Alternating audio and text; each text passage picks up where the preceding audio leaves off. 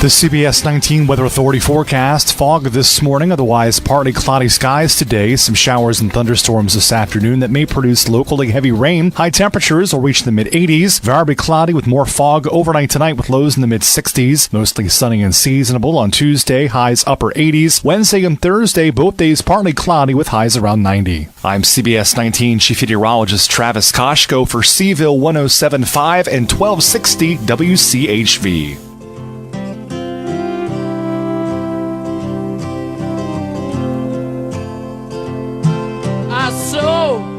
Today at the reception. WCHV time is 8:07. I don't know if you saw any of the TV, and a little bit of our next guest from MSNBC. I don't often get to have a guest who was on MSNBC, but since I started this morning out wearing an Obama-Biden pin, I guess it's only fair. You can't always get Corey Stewart is on the campaign trail towards November, running for Senate. We also have some clips of his opponent, who was on the Sunday Talkers, saying some very fascinating and uncomfortable things. But Corey, good morning. How are you doing, sir?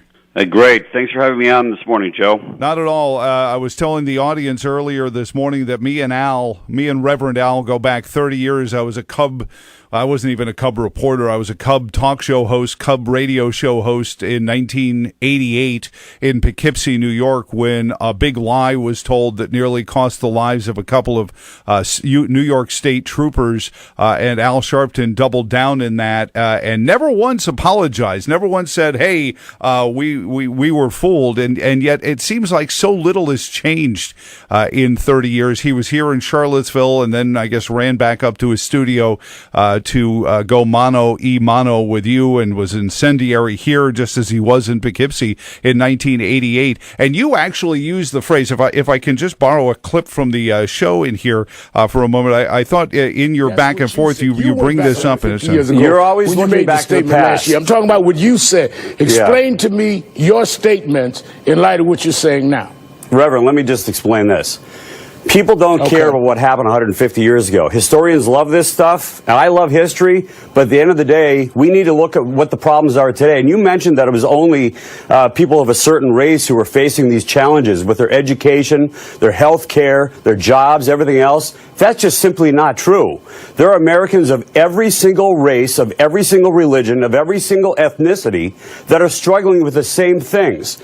And as long as we continue to divide Americans by race, and you've made a career out of dividing people by race. You've been a race hustler your entire career. I was watching that and I said, I was calling them race profiteers, but I almost think your phrase may be better, Corey. What has been the reaction to that back and forth with Reverend Al? Well, there's been a lot of reaction, and it's been, a very, very positive reaction. People are agreeing that there's way too much focus on race and racial issues in America today. And it's always the left that's bringing it up. It's not the right. It's always the race hustlers, like the Reverend Al Sharpton and others, who are trying to divide people by race. And in fact, the whole monuments issue got started. They like to think that it was started by those of us on the right side of the political aisle. It's just not true. They're the ones who brought up. They started taking down monuments. And why did they start taking down monuments? The monuments started doing it because they knew it was going to divide Americans and Virginians by race. And frankly, what I told him yesterday, we have had enough. Americans have had enough. We want to stop talking about race. We want to start talking about the real issues. Well, your opponent was on one of the other Sunday. It says it was CBS Face the Nation on Sunday, and I thought this was interesting considering the heat the president took for things he said about Charlottesville a year ago. Here's your opponent, Senator Tim Kaine. Charlottesville was a shock, and what I think it has created is an energy of people of goodwill standing up and saying there will not be hate. Hate will not define who we are. Now, Corey, we had a police officer assaulted by a mob yesterday.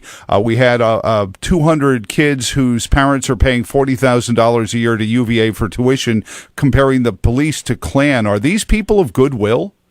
No, this is the real hate today. Look, I mean, this nationwide call went out yesterday, that all these, supposed, you're going to have this big, racist rally out in Washington yesterday. 5 people showed up.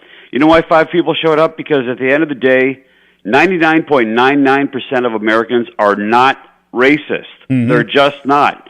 The bigger problem today is by far you've got all these Antifa thugs that are fed by a media and by the left, and even by some Republicans who are saying that it's okay to cover your face, to go and attack police, call them all sorts of names, attack everybody, and so they're doing it.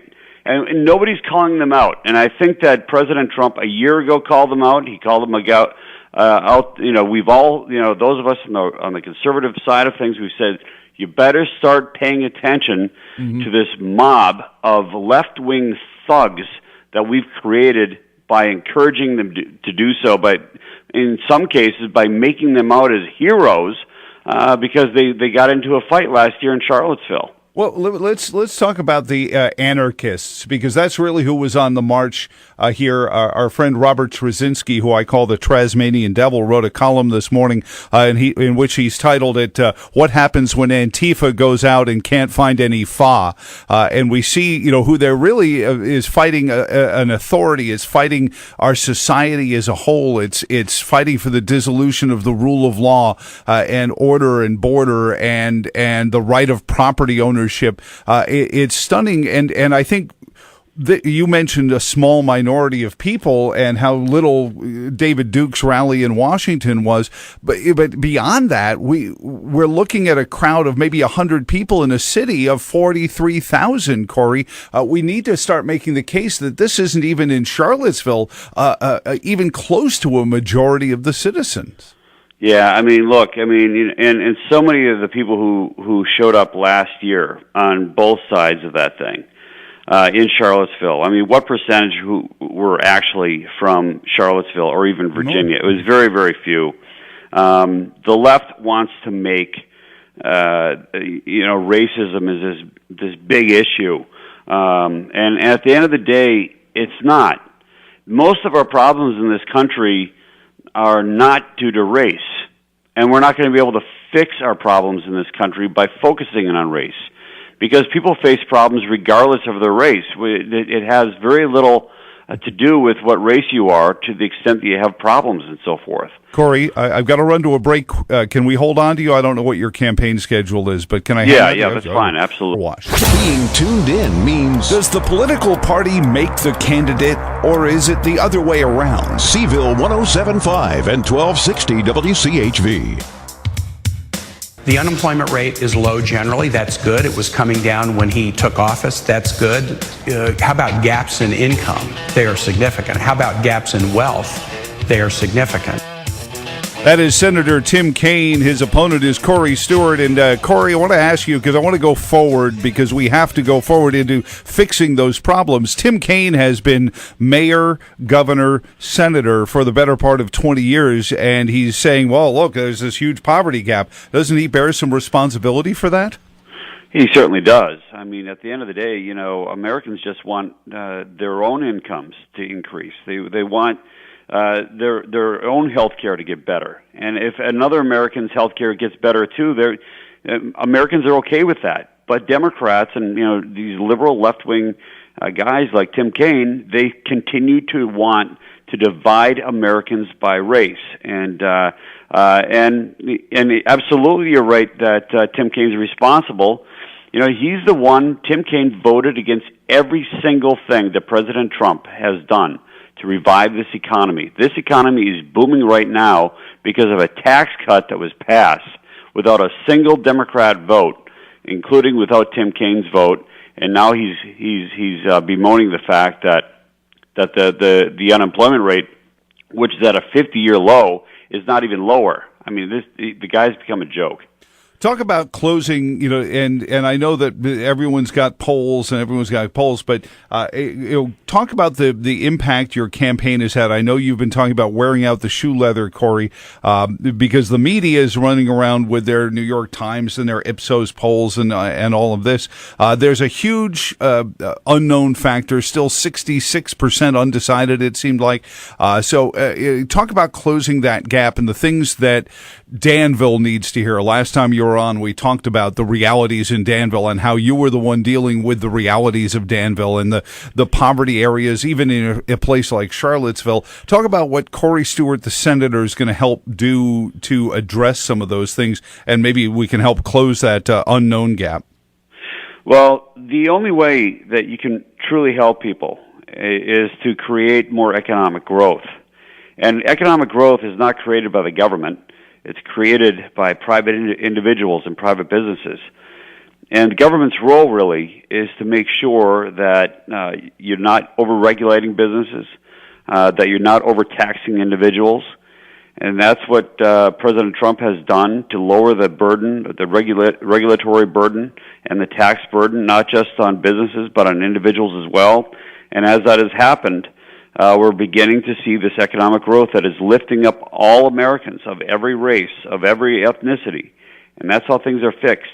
And by the way, a lot of our social ills, whether it's drug abuse or alcohol abuse or broken up marriages or domestic abuse, that sort of thing, most of those problems in people's families are usually due to economic stress, somebody losing their job, and they're really worried about what's going on, and everything starts to fall apart.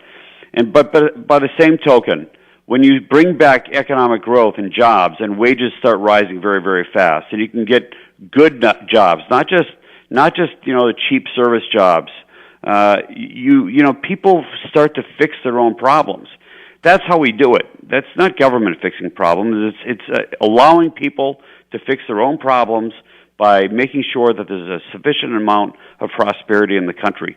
That's how we're going to fix the problems all over the state of Virginia and across the country. And as we do that, and people don't want handouts. Virginians don't want handouts. That's not what they want. That's not what they need. What Virginians want are jobs. Now, going back to the polls, one of the reason that Tim Kaine is spending a lot of his money right now and early is because he knows that there's one thing about the polls that is that is causing his campaign to be very nervous, and that is the question about whether or not he should be reelected. And when that question is asked, a majority of Virginians are saying no. He's losing that question 45 to 49. Only 45% of Virginians think he should get reelected. That's a problem for him because everybody knows who he is. There's only one reason I'm trailing in the polls, and that's because not enough Virginians know who I am, but I'm going to fix that problem. That's an easy one to fix as we get closer to November, as I get more news attention and so forth. Most people are going to know who I am, and I'm going to provide them with a very positive alternative to this Tim Kaine, who's been race baiting, trying to divide Americans by race, trying to undermine the President of the United States at every single turn. Well, Corey, talk about, in my business, when you've got, certainly the Washington Post is going to be the Washington Post, but even when the National Review, supposedly a conservative paper, is going after you, I mean, it just seems like you can't catch a break from somebody who isn't lampooning or diminishing your campaign, and a campaign of a guy who, I still maintain, I don't live in Prince William County, but I looked at the results. Obama won Prince William County. Hillary carried Prince William County. There's some reason those same people are voting for you, and to me, that's compelling.